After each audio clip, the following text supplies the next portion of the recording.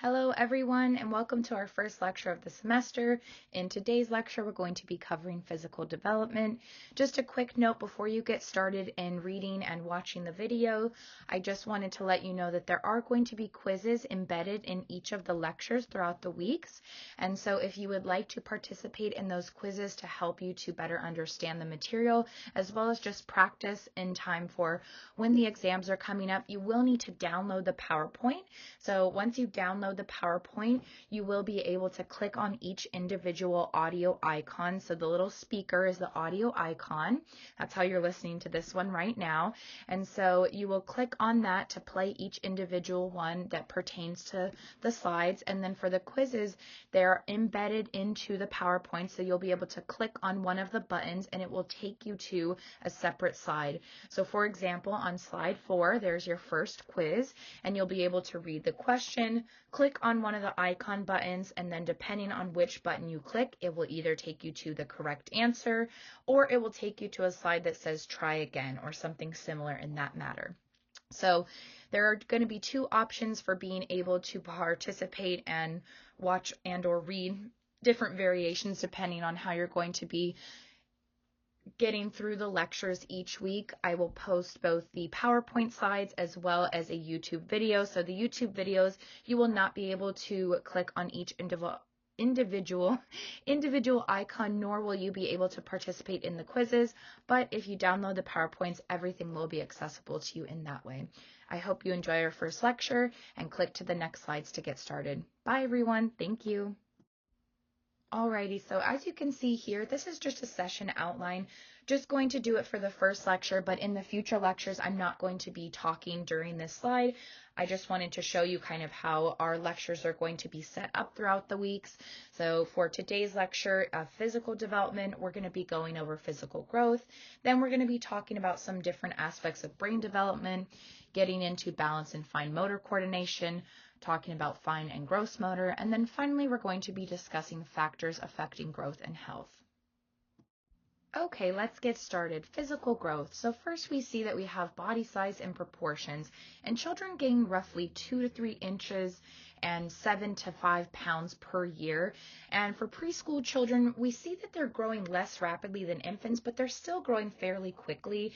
And you'll also see as children get into the teen years, they're going to start to have more rapid growth physically as well. By the 3rd year, we see that children typically gain 5 pounds and about 3.5 inches. And then by year 5, children gain about 4.5 pounds and 2.5 inches.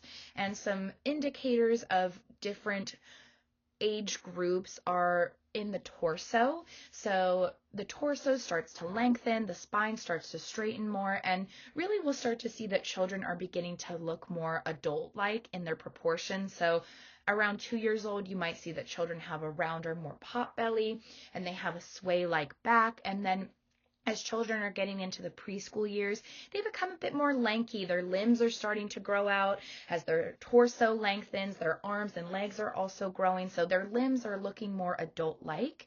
And then we also see that doctors measure body size and proportions using growth charts. So this is done yearly to see how well children are developing physically, and you can check out the article below for the kidshealth.org, and it really just gives more information on growth charts and how doctors are looking at height, weight, body mass index. So feel free to look at that. And then also on the next slide, you can check out the first quiz. So just as a reminder, this kind of quiz is going to be done by downloading the PowerPoint, and it has clickable buttons. And so you'll typically need to put the slideshows in presenter mode in order for the buttons to be able to be clickable. So make sure that you do 2 things. You download the PowerPoint, and then you also put it in presenter or slideshow mode, and then you can read the question, click on the answer, and then it will either take you to a correct answer or a try again slide. And these will be in most of our lectures, a few different quiz options for you just to get a better review of the material and make sure that you have a clear understanding of what we're discussing.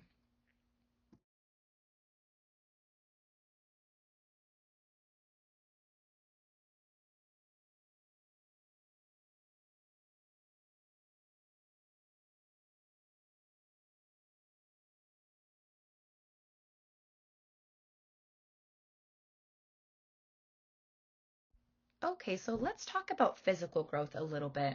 We see here in the picture that we're getting a good image of the inside of a child's jaw, and we see that there's a lot of skeletal growth that is happening between the ages of 2 and 6.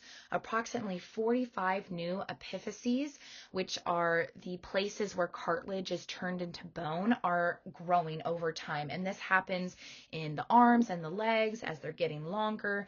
Again, the epiphyses are that cartilage that's turning into bone. So first we develop cartilage, and then over time bones are formed. So you can see in the graphic here the top and the bottom of the long leg bones, and children are actually more likely to have broken bones during the preschool years because that cartilage is still in the process of turning into bone. So that bone is not fully formed yet and it's weaker. And when children are in the preschool years, they're just more active. They're putting more pressure on those newly formed epiphyses, and that bone structure is just not as strong as if we're older and have had more time for the cartilage to develop into bone. So really that's what we're looking at there. And we also see, like I said, we can see the inside of the jaw, and that facial structure is also changing. So there's lots of rapid changes happening in the body, and we see that children are more round and narrow in their jaws, and preschool and early elementary school age children, this is when they're getting that more adult-like shape within their body. So really physical development is increasing a lot to be more adult-like in the preschool and early elementary school years. So the jaw widens, our permanent teeth are starting to develop underneath the baby teeth. You can see here in the image that the baby teeth are right above where the permanent teeth are going to be. Actually, I needed to flip that. The baby teeth are below and the permanent teeth are right above. So they're going to be protruding down, and that's often why children are having a lot of pain in those first, few years of the preschool years. They're growing a lot. Their bodies are changing. They're literally growing cartilage into bone. And so this can take a toll on, those growing pains that children might have. But really, this is just kind of an intro to get you set up on that physical growth with the skeleton and the bones of the body. Okay, so on the next few slides, we're going to be talking about the brain structure. So this is just some intro biology lesson, but basically we have neurons in our brains, and these are cells that help us to communicate information throughout the central nervous system, so within our brain and down in the brainstem, through our bodies, and they're basically just helping to send and receive messages. And we have about 100 billion neuron networks within our brain, and the sending neurons, as you can see here, located kind of near where that orange area is, and the receiving neurons are really important for all of those messaging jobs. So the sending neurons are also called the presynaptic neurons, and the receiving neurons are called the postsynaptic neurons. So on the next slide, we'll get into synapses and what that means, and so that term will make a little bit more sense. But basically, on this slide, I'm going to talk to you about the jobs, the messaging jobs within the neurons. And so we have the nucleus, which I'm sure that we all remember from when we were kids, the powerhouse of the cell. And on the next slide, on slide 11, there's also a more detailed picture that shows you kind of the breakdown of what a neuron looks like. So I would highly recommend just looking at both of those photos to better understand the different terminology and what these messaging sender jobs are. So the cell body, which is this larger blue area, and then it has all of those little tiny, I guess you could call them, I'm trying to think of another word that you could use, but basically we have the cell in the middle, which is the cell body, and then the dendrites, which are on the outside. Those are kind of those stringy things that you see, and the cell body's the director. They direct everything, and then the nucleus is inside of the cell body, and then the dendrites, they're on the outside. Those are those stringy things that you see at the end of the neuron, and they're the receiver of all the information. And then the axon is the long strand that you see. So that long strand that you see where it says sending neuron, that is the axon, and those are the transmitters. So they help provide those electrical signals within the neuron. And then that outer corner there, that yellow part that I was talking about, those are the myelin sheath. That's the myelin sheath. So it's really the protector of the axon. So it helps protect that transmitter, those electrical signals that are sending between the brain, and it really helps for the safety and efficient travel between those connections.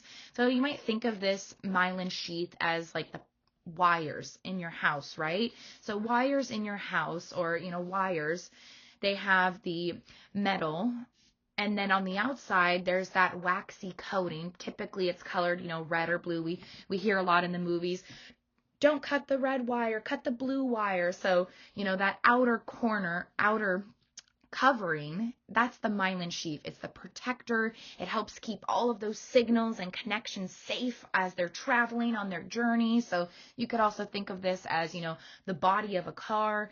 You inside the car, you are the traveling sending neuron, and you are transmitting electrical signals throughout the neuron, and that myelin sheath, that outer shell of your car, is the protector. It's helping you through safe travel.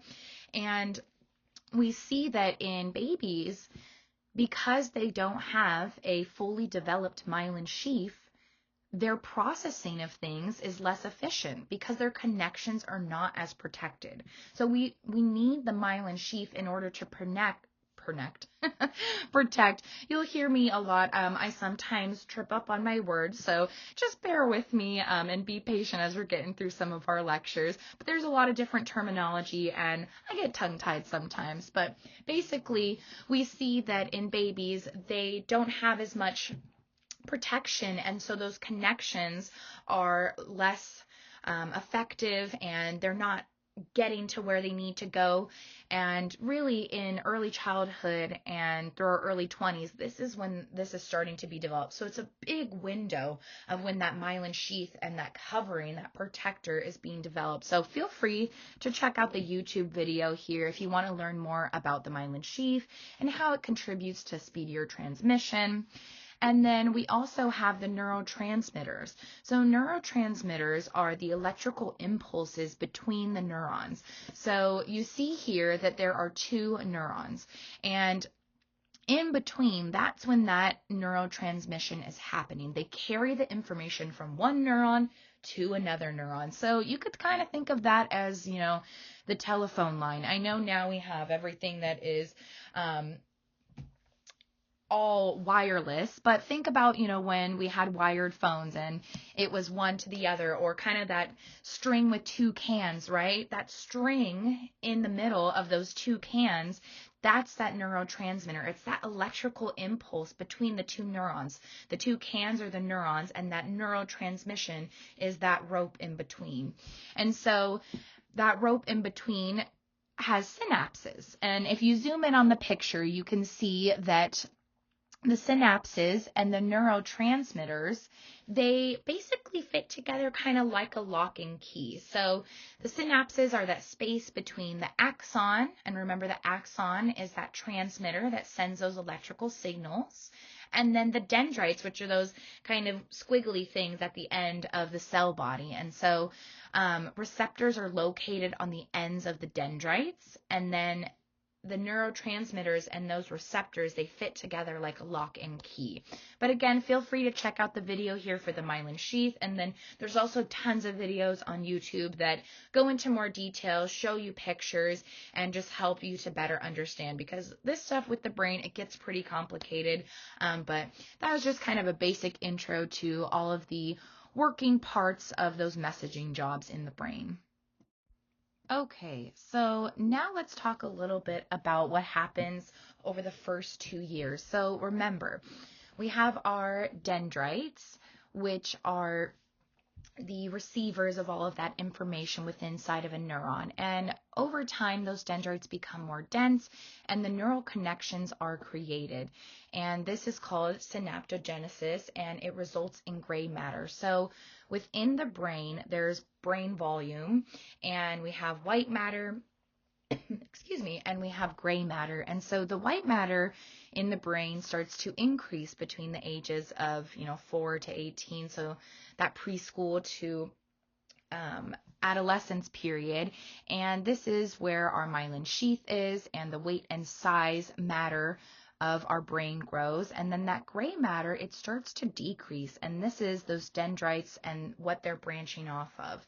And so remember, the dendrites are the receivers, and those are becoming more dense. And basically, synaptogenesis is the period in which children are ready for any experiences that they might encounter. And so the impact of the environment can cause children to lose out on certain experiences. So in a little bit, few slides, we're going to talk about stress and trauma and how children might lose out on valuable connections that could happen within the brain. So all of those signals that are happening between two neurons could be disconnected. So we're not getting as many electrical signals because connections are getting cut off due to our environment, such as stress.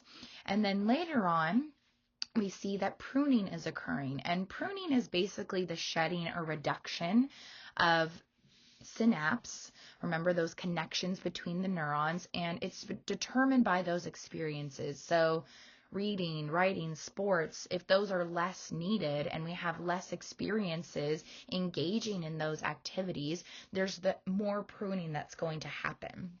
But high cognitive functioning areas are more needed, such as emotional regulation and inhibition, and so less pruning will occur until later on in adolescence. Alrighty, so like I said on slide 9, you might want to jump back and forth between this slide and slide 9 just to look at the photo so you can better see what the neuron looks like. So on this slide, I'm just going to be talking a little bit more about that myelin sheath. So remember, the myelin sheath is the protector. It helps protect everything. So when young children don't have as much of this myelin sheath, there's not as many effective connections, and so they might process things slower. But we're seeing that throughout childhood, axons are becoming myelinated. So it's that layer of fat around the white matter that is in charge of weight and size of our bodies. It's increasing over time, and the addition of myelin is the primary source of brain growth during early childhood. And just a fun fact, if you didn't know, preschoolers can't actually sit up due to their heavy weight of their head. So because of that white matter increasing so much, we see that children are not able to hold up their heads because they have big brains and little bodies. And we also see that through myelination and synaptogenesis, which I was talking about on the previous slide, this is why children at around 5 years old, their brain is pretty much the size of an adult brain by 90%. And so I'm sure that you've heard the term of the first 5 years are super important. That's because all of this brain growth is happening. All of these neural connections and pathways are being made during the first 5 years of life. And so these experiences that children are having within the first 5 years are vital for all of those connections to be made. And so pruning will happen more if we're not providing experiences for children within the first 5 years of life.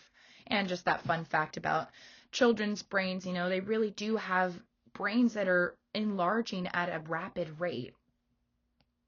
Okay, so lastly, we're just going to have one more slide on brain growth. And in this slide, we're going to talk a little bit about some factors of brain growth, specifically the hemispheric development. So we have our right and our left side of our brain, and there's often uneven growth on both sides of the brain, and they are meant for different things. So the two sides of the brain, left and right, are connected by the corpus callosum, and so this helps to increase the efficiency in thinking. It's really that connection between left and right brain, and it helps transmit information. And the left brain is primarily our house for language, and this grows first, and then the right brain is where we have more of our spatial thinking.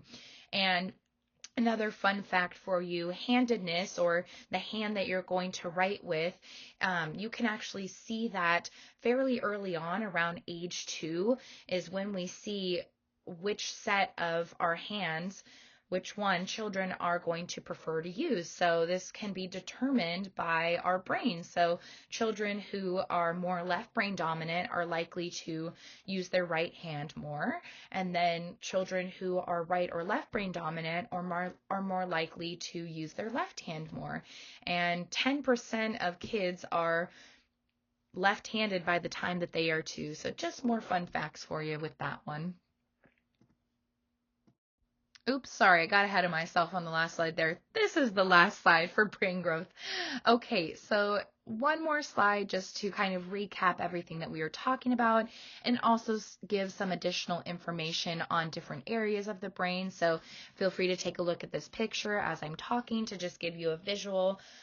Basically, again, remember that myelination process, that processing speed of information, it's happening across the early 20s. It's developing in the early years and all the way throughout our early 20s. And we see here that there is the cerebellum, the corpus callosum, the hippocampus, and the reticular formation. And so on the previous slide, I talked a little bit about the corpus callosum. So remember, that is the connection between the left and the right hemispheres of the brain. So it helps to increase thinking, and all those transmissions are possible between both sides of the brain. And then our cerebellum, this is where our balance control and our body control are coming and forming. So around age 4, basically the cerebellum is fully formed, and so this is why children at around age 4, they have better control of their bodies. They can engage in movements such as running or jumping. And then the reticular formation, this is our area in the brain that controls our attention and our alertness. So oftentimes we wonder, why can't little kids pay attention? Well, this part of the body is not fully formed yet. Our brain doesn't have that reticular formation yet, and so naturally children are unable to pay attention fully because their brains aren't fully developed yet. And last but not least, we have the hippocampus and prefrontal cortex, and this is all where that rational thought and decision making, planning, thinking higher, perspective taking, and memory come into play. But we'll see that this is not fully formed until early 20s. So that decision making process, is this right or wrong? Should I be doing this right now? This is not going to be formed until, towards the end of that brain development period of that myelination. Okay, so on the next 2 slides, we're going to be talking about fine and gross motor development. So let's start with gross motor development. And these are 2 types of motor developments. And so our gross motor is going to be our large body movements that we're going to see. So our torsos, our arms, our legs. And so we'll see here we have again laid out our 3, 4, and 5-year-olds at 36, 48, and 60 months. So you can either do it in years or months, but when we're looking at the foundations, we're going to see it laid out in months. But just so that you know, it's 3, 4, and 5 years old. So we can see at 36 months, children are able to walk and run with skill, changing speed and direction. And then by 48 months, they can run with short stride. And if you want to kind of see what that stride looks like and how it changes, you can look at the video here, and it also has a additional article, just more information on running and why children run and move in a certain way. And so we also see the term locomotor skills. So at age 4, children are starting to begin to develop various locomotor skills. So this is their ability to get from point A to point B in some sort of way. So they might gallop, they might start to hop, they might slide. And then as we see in the 60 months, really, again, same developmental skills, but they're just increased. So they have increased coordination, increased locomotor skills. Okay, so now that we got kind of some introductory with that brain stuff, let's get into some different areas of physical development. So on this slide, we're going to be talking about balance and motor coordination. And as you'll see, the formatting of the next few slides is going to be the same. It's going to go into 36 months, 48 months, and 60 months. So 36 months is going to be our 3-year-olds, 48 months is going to be our 4-year-olds, and 60 months is going to be our 5-year-olds. And these are our milestone slides. And so throughout all of the lectures, you're going to see that we're going to discuss milestones. And these are fairly self-explanatory, so I'm not going to go into these specific slides in too much detail because they're heavily pulled from the California Infant and Toddler and California Preschool Foundations, which you're going to be reading for this week, as well as doing your first homework assignment on. Make sure you check out the video explaining how to do that. So this is where this information is going to be pulled from, and it's laid out for you beautifully with lots of different examples within these age groups of 3 to 5.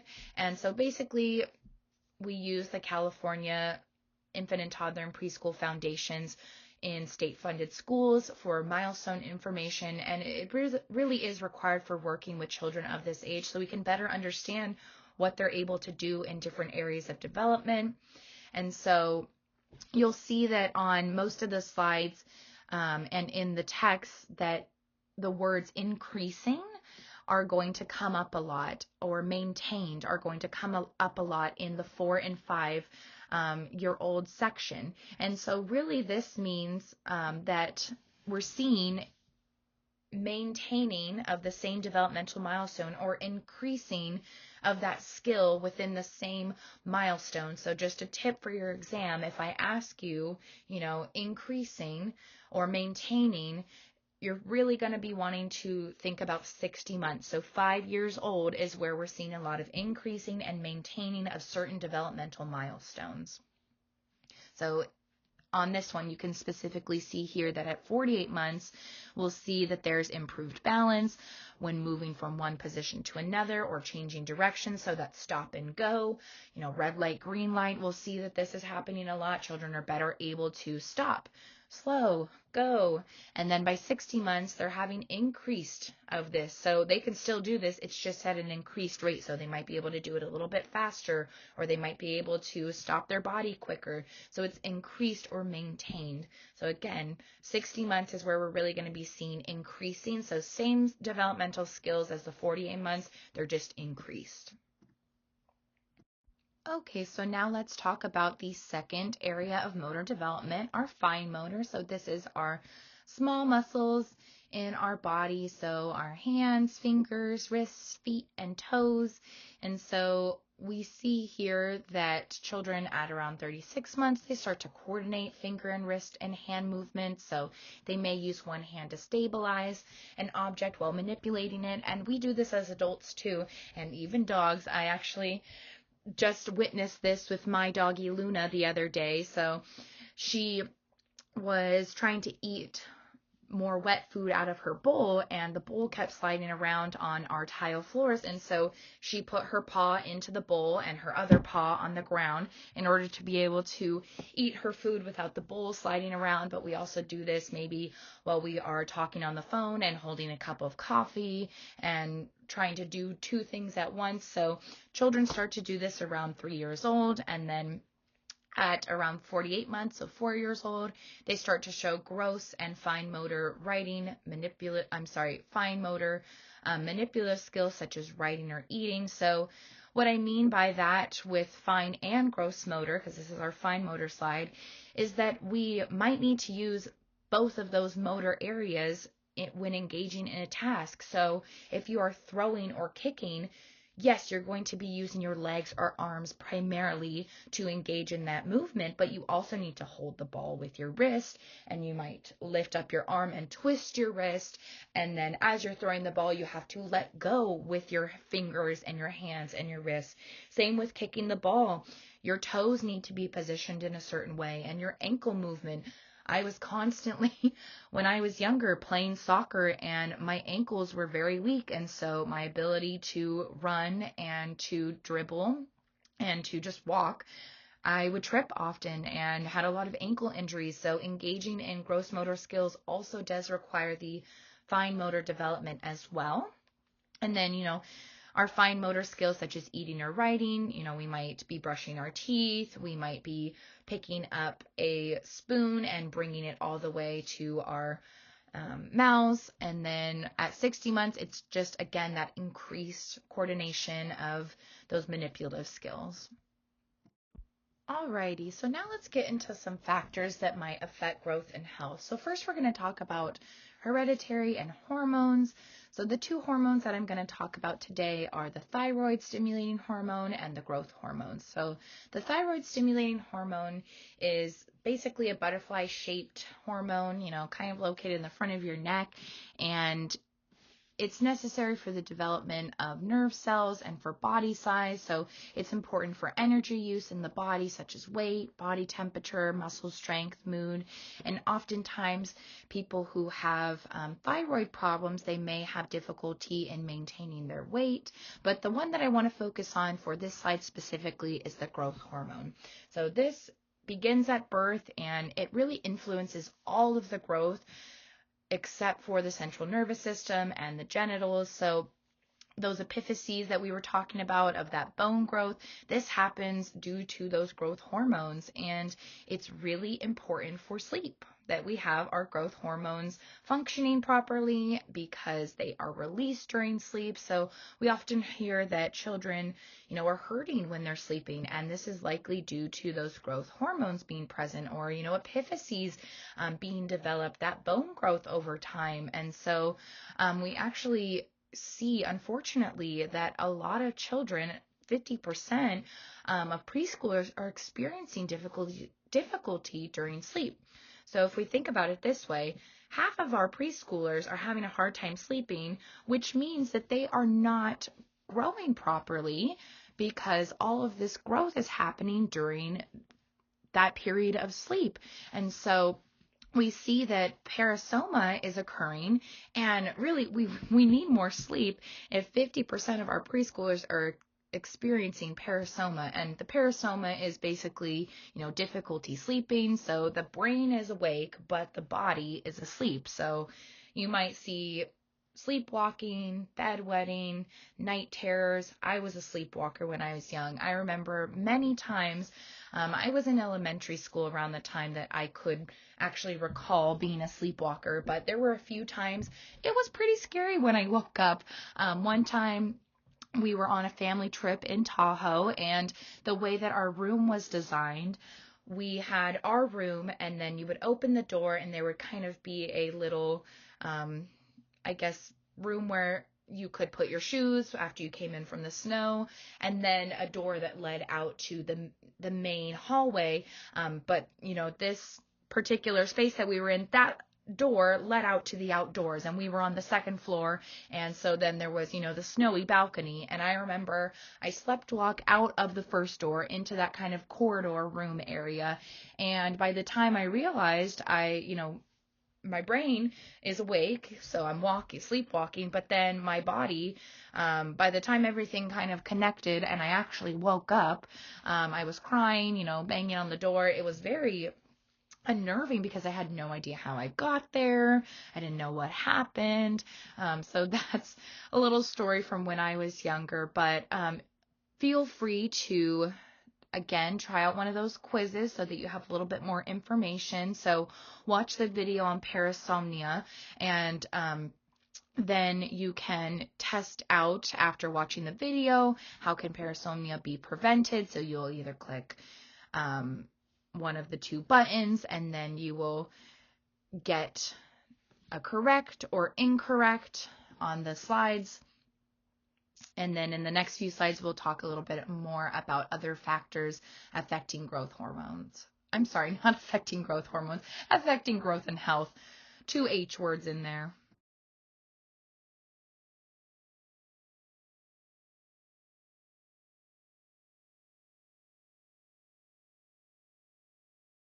Okay, so on this slide, we are going to be looking at emotional well-being. I talked a little bit earlier about how we'd revisit stress, and this is the slide for that. So basically, stress lowers production of growth hormones. So we need our growth hormones. So we see that less sleep, it lowers our growth hormones, and stress lowers our growth hormones. So there's something called toxic stress and trauma, which is basically stress that goes unsupported, and it can be extremely damaging to our health, and it can actually lead to deprivation dwarfism in our growth. And so you can look at the picture here, and there's more research if you want to type in ACEs, which is our adverse childhood experiences. And basically we see that toxic stress and trauma occurring in childhood, 4 or more of these ACEs reduces positive outcomes later on in life. And so it could impact mental health, so we could be more likely to have depressive symptoms, and it could also stunt our life expectancy, could be lower, and we're dying sooner. And so really the important piece that I want you to take out from this slide is that stress can cause growth to be impacted, specifically detrimental stress, that toxic and traumatic events that occur. And so these are just examples of what that might look like. And so we see, our hormones impact health and growth, as well as emotional well-being. Okay, on this slide, we're going to talk about nutrition. So really what I want you to gather from this slide is that nutrition is important, and creating healthy eating habits is important for children early on. And a lot of this, and same with the previous slide when we talked about emotional well-being, they come from adult support. And so children need supportive adults to be able to protect them from stress, and also to help create healthy eating habits. We think about food as fuel for our bodies and our brains.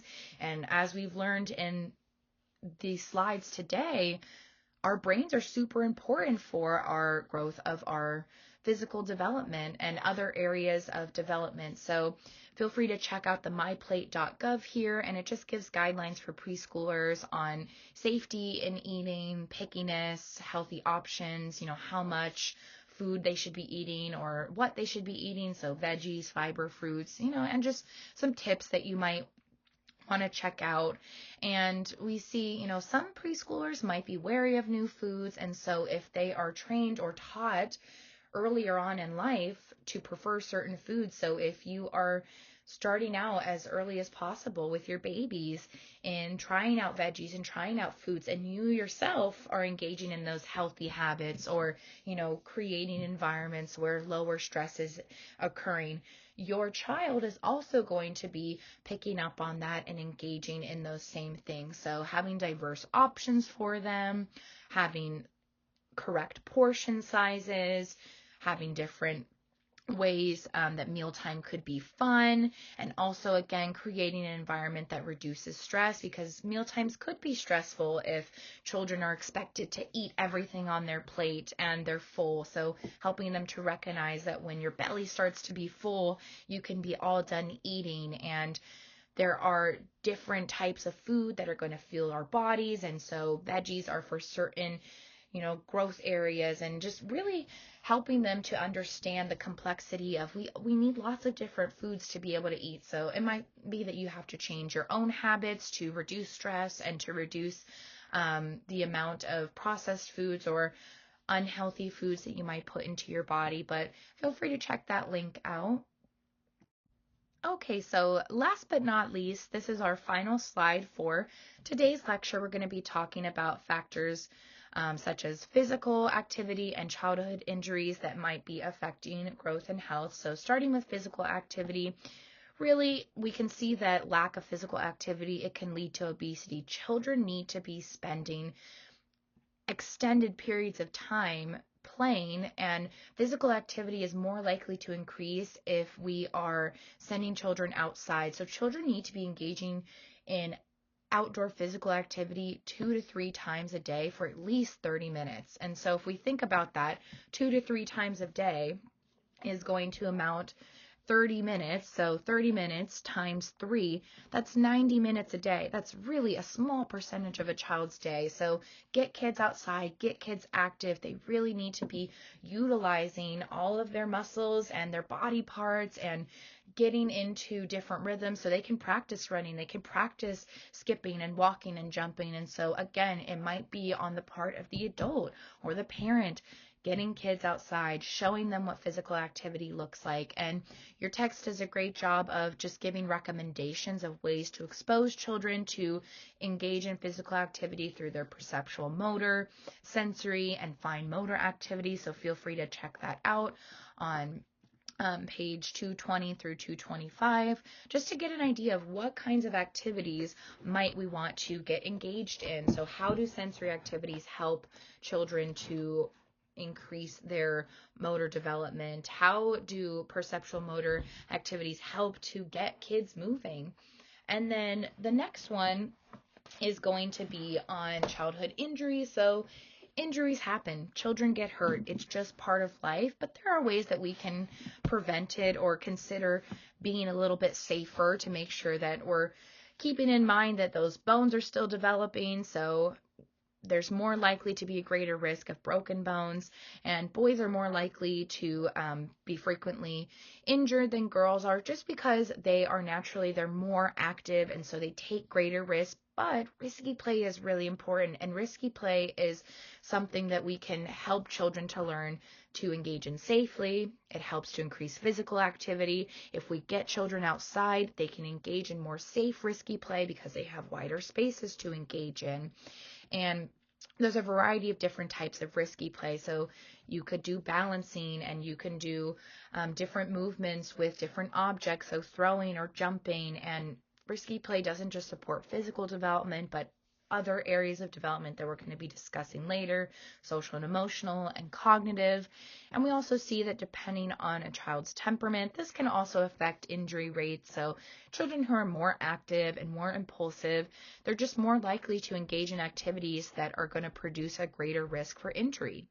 And then finally, I wanted to just share a little bit of information about the importance of parental education. So unfortunately, there are lots of studies to show that children who are in environments where there is higher poverty and less parental education, there's just a lack of knowledge in child development for folks who just aren't as educated. And this is in any area, it doesn't just have to be child development, but if you are not educated in a particular area of the world, not versed in it well, you're not going to be able to understand the potential risks or ways that you need to practice safety. So for me personally, I don't really understand if I was to go into a laboratory, I don't know all of the safety procedures, if I was to try and go into a doctor's office and give an examination or prep for surgery. I don't know all of the procedures. I am not well versed in that area.